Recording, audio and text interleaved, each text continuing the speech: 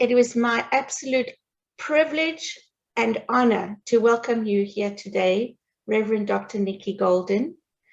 And Reverend Dr. Nickie Golden shared with us that she prefers to be called Nickie. So I will call you Nickie. And Nickie is one of the co-ministers of Unity of Wilmington.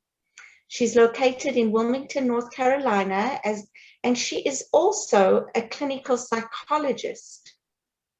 Nickie is able to integrate her love of spirituality and psychology as she blends the principle of both to invite others to live in their wholeness with joy. Nickie enjoys pastoral care, teaching, speaking, and facilitating workshops.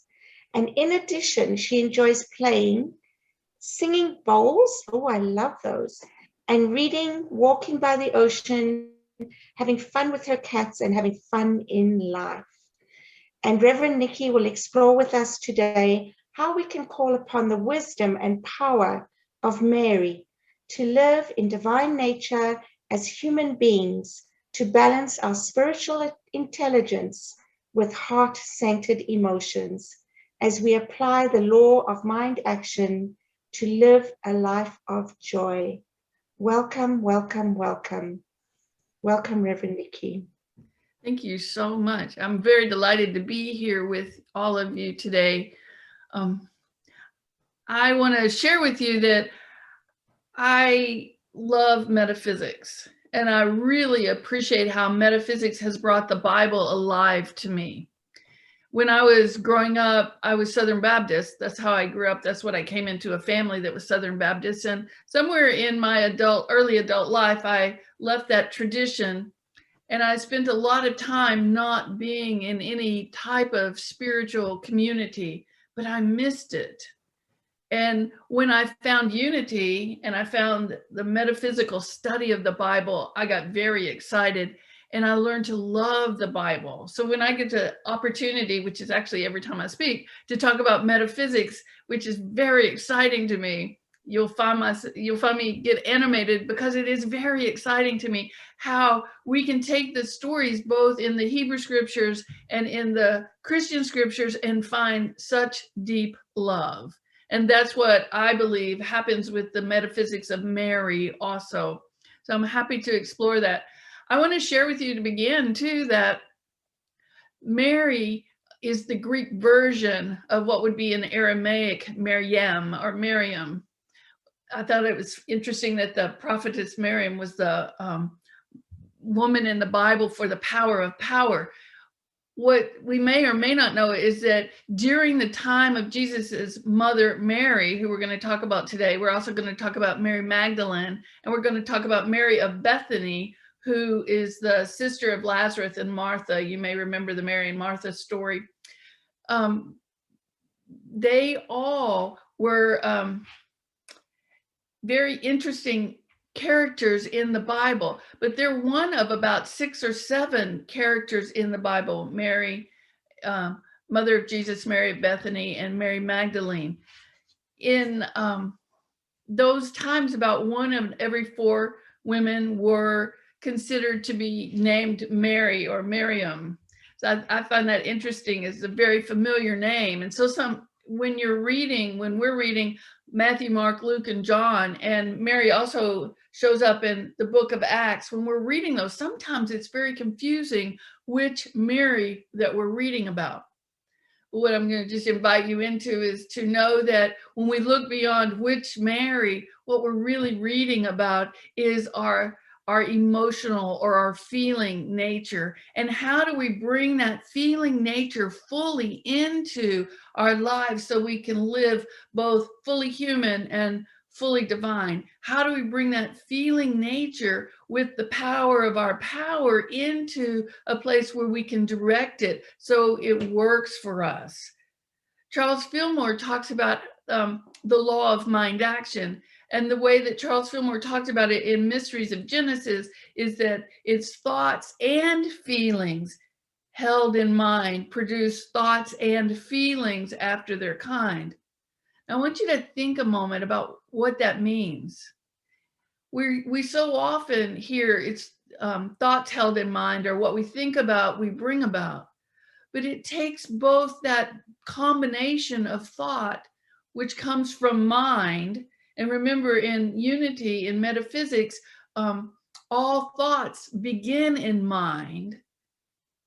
So it's the thought and it's the feeling together that as they integrate and as we hold them in our consciousness, as we hold them in our mind, and remember, our mind is connected to divine mind. We are actually one with divine mind. As we hold that, then what we are holding comes forth in our life. We are magnetized to it. For instance, if I'm holding a thought of love and I'm on, or a feeling of love and a thought of love, I would like to increase love in my life. And I'm holding the thought of love and I'm remembering a time when I've been loved and I'm being grateful for the love that I have in my life. What I'm going to actually magnetize myself is to greater love. And what amazes me over and over is how so often when I'm doing that, I might not even see anything that's unlike love that's around me. And I'll give you an example. I was in a workshop with a friend one day, and I was just having the best time. And we were sitting together, and I had asked the presenter a question, and the presenter answered me, and I thought it was a beautiful answer. I just felt my heart open as I heard that answer. And my friend who was sitting next to me said, "Well, she really snapped at you." And I kind of looked at my friend and I said, "Oh, not my experience." And we moved on. But I was holding love in my heart. I was experiencing love. So it was more than just head knowledge, but it had come down to my heart knowledge and my heart feeling and my experience. So as I did that, anything that seemed unlike love was out of my perception. It was out of my consciousness. And my friend, I don't know what her consciousness was, but in that same moment, we were having a very different experience of the presenter's answer. And that's what I find to be fascinating with metaphysics. We bring our own consciousness. Eric Butterworth says we experience the world at the point of consciousness that we are. So what I love about the Marys in the Bible is they're inviting us to our feeling nature. They're inviting us to express our feeling nature. Now, some of you may have been taught that it's not okay to have feelings. And what I want to share with you is I would expand that into, some of us have been taught that it's not okay to have feelings because we're afraid that our feelings, anger, sadness, hurt, grief, might actually hurt another person if we express them. We haven't been taught how to fully express those feelings in a way that we can direct them with love. Most often because we haven't been taught that it's okay to feel them ourselves, and then use the feeling of love, use gratitude, the feeling of gratitude, that frequency of love, that frequency of gratitude, to both embrace and infuse the feeling so that we can navigate it, so we can actually transmute it into love, into that nature of love that we really are. So I want to talk about first Mary, the mother of Jesus. When we encounter her in the Gospels, what's happening with Mary is suddenly she's been betrothed to Joseph, and suddenly this angel comes to her and says, "You're with child." Now, we have a different idea of being pregnant while whether or not we're married in this culture, but in the culture that Mary lived in, she could have been killed. She could have been, if Joseph had renounced her, she could have been easily killed because of that culture, because it would have been considered that she broke many of the cultural rules and laws of the time. So I want you to imagine a time in your own life where you felt like you were doing what was right. Because after Mary listened to the angel, she really had to tune into her own feeling nature, her own awareness. She had to bring thought into it. She had to bring those feelings and those thoughts into balance and make a huge decision that put her life at risk.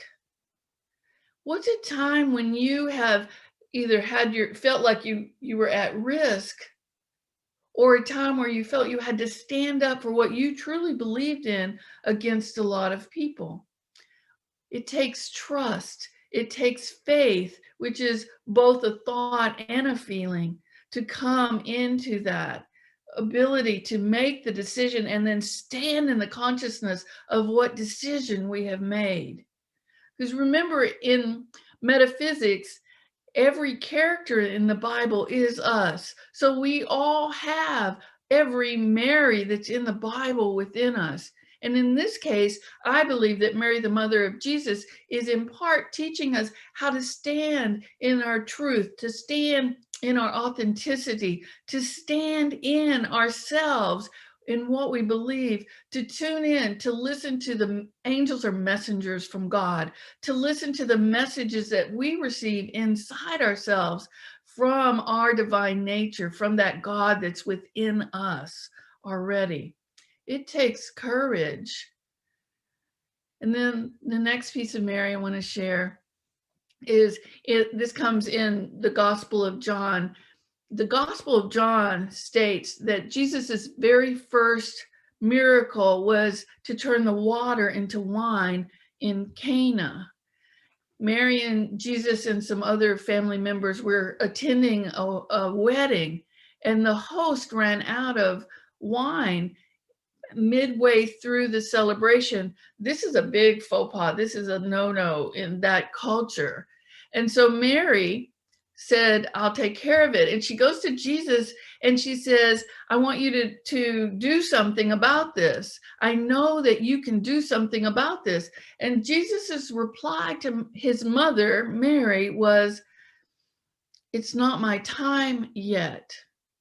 And Mary says, okay. And she walks over to the servants, even though Jesus has said, it's not my time yet. And she walks to the servants and she says, do whatever he tells you to do. And so Jesus tells them what to do. He tells them to put water in these urns, and eventually the wine is made and the wine is served, and the hosts are, surprised, and the guests are extremely surprised, because typically in that culture they would save the best wine or they would put the best wine up front, not save it for last. And people were just amazed that here was the best wine at the very end of the night, or in the middle to the end of the night. But I want you to think about a time where within you have not yet felt ready. You may have an idea that's coming into fruition. You may be trying to manifest something and you're not quite ready to do it. You don't feel that readiness. And yet something happens in the greater community, something happens in your world that's coming from outside of yourself, that you are called to step into that which you were called to do already, but you're just kind of holding back. And I think about that with Jesus and his mother. His mother had compassion for the guests. His mother knew his skills. She knew that he was very special, and that he was different, and that he was living in a different pathway than other people. And she called him to be more than he saw himself in that moment. Who in your life has called you to be more than you could see yourself in that moment? Who in your life has called you to be the love that you are, to step forth and share your spiritual gifts in ways that you can't even imagine? And yet when you find yourself doing it, there you are having a great time. And maybe you're still nervous and maybe you're still scared. But I believe that we need to be able to have a dream that's big enough, that requires that activity of God within us, the power of power, that requires our feeling nature to step forth and be bigger than we thought we could be. I want to share a little bit about Mary Magdalene too. Mary Magdalene was actually mentioned more times in the four Gospels than some of the disciples of Jesus. We know from the Gospel of Luke that she traveled with Jesus and the other disciples. We also know that she funded him to some degree, and she funded Jesus's ministry. There were several women who did fund Jesus's ministry together, and they traveled together. She was an amazing woman, and you may or may not know that there's a gospel called the Gospel of Mary. It did not make the cut for the canonization of the Bible in Nicaea when they put together the Bible, but it didn't make the cut. There were actually a lot of gospels, the Gospel of Judas, the Gospel of Thomas, the Gospel of Mary, that have a lot of information for us about that time and the way people saw Jesus that we haven't had. But the beauty of Mary Magdalene is that she traveled with Jesus. Jesus, when they met, cast out 7 demons from her, as the story goes. If we look at demons metaphysically, it's simply error thought. Error thought says we don't recognize our connection with our oneness. We don't understand that we are actually one with the divine, that we may think that we're separate, which is the error thinking. So the Bible shares that Jesus cast out Mary Magdalene's demons 7 different times. Well, in that Jewish culture at the time, metaphysically, 7 was a number of completion. So if we think about each time that those demons were cast out, Mary Magdalene's vibration raised. And so she raised it to, she came to a place of completion of her error thinking, which tells me she understood and experienced and lived her oneness with God, with the Father, as Jesus, or Papa, as Jesus called. So now, metaphysically, at times, Mary Magdalene is called what redeemed love.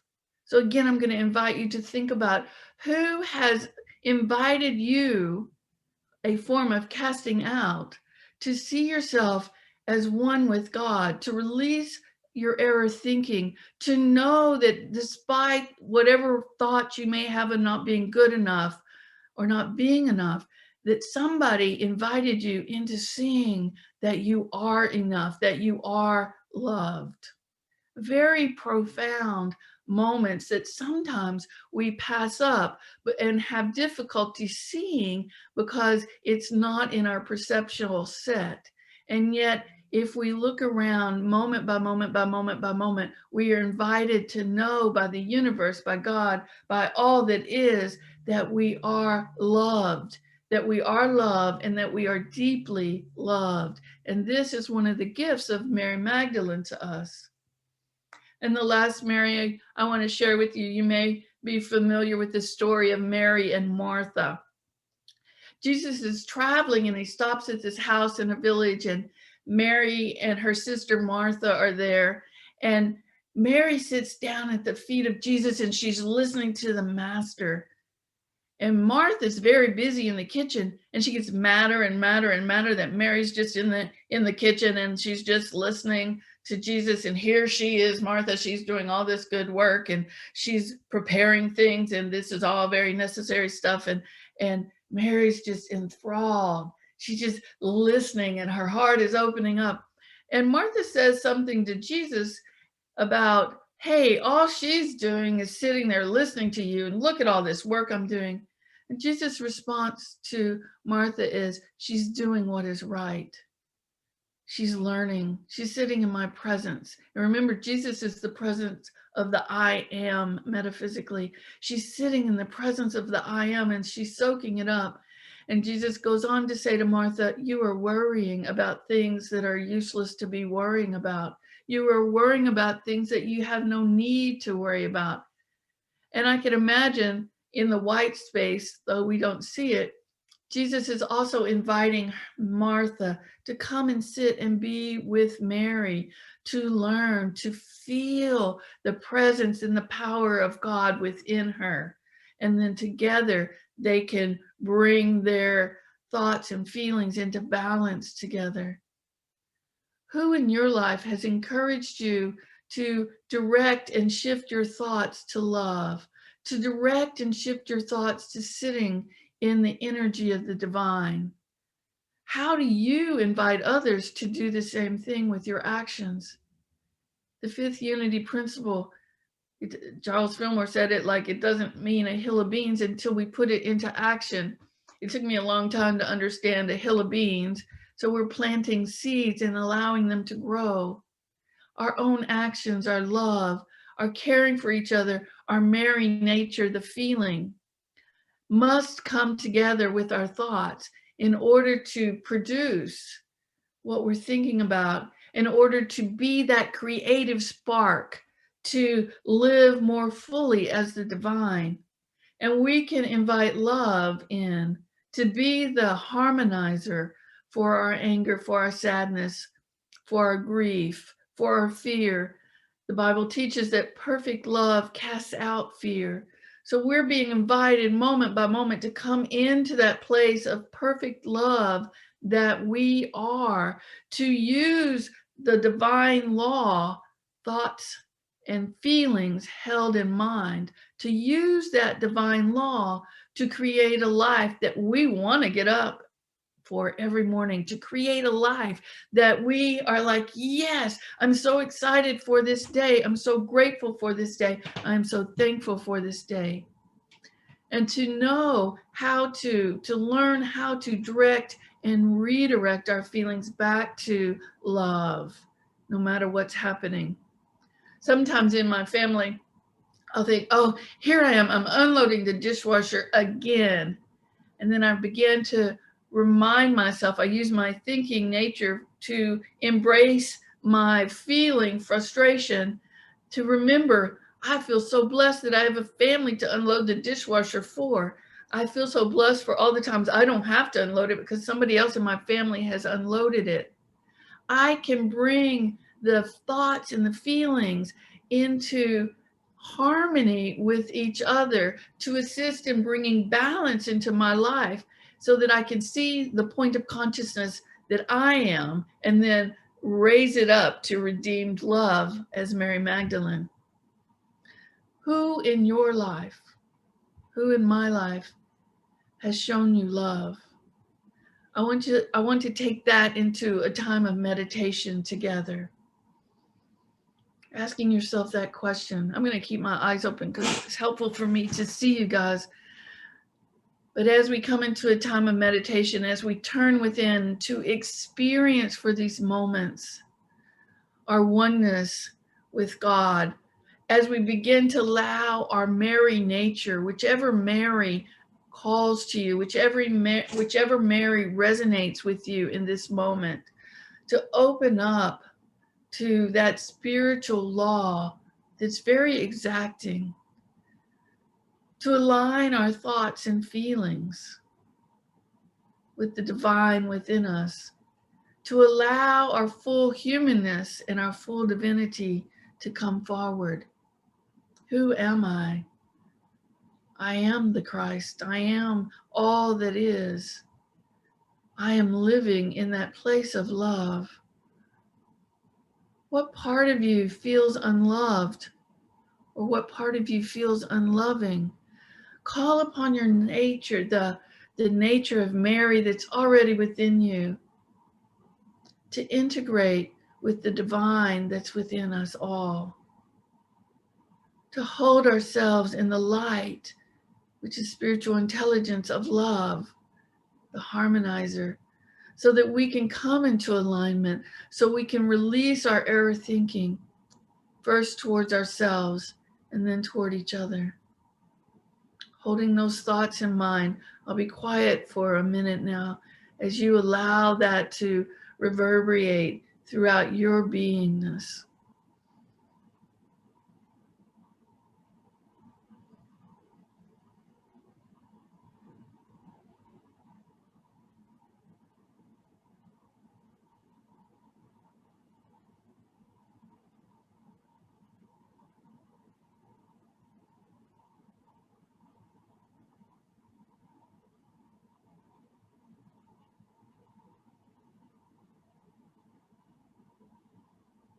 And then I'm going to invite you to place your hand on your heart. And take a breath that comes into your heart. And in your mind, say, I am love. I am love. And feel the gratitude for yourself for all the ways in this life that you have been loving. I am love. I am feeling in nature, and my feeling brings me into a place of knowing, of experiencing that love. I nourish myself and I nourish others. I have compassion for myself and I have compassion for others. I give and receive love with ease. And we give thanks that love is our very nature, that we are love and loving, that our very beingness is one with the one who created us, the I am within us, the feeling nature, the Mary. And allowing yourself to come back to this room and this time and place, the place that you are, feeling the difference in your body for affirming the truth of who and what you are. Amen.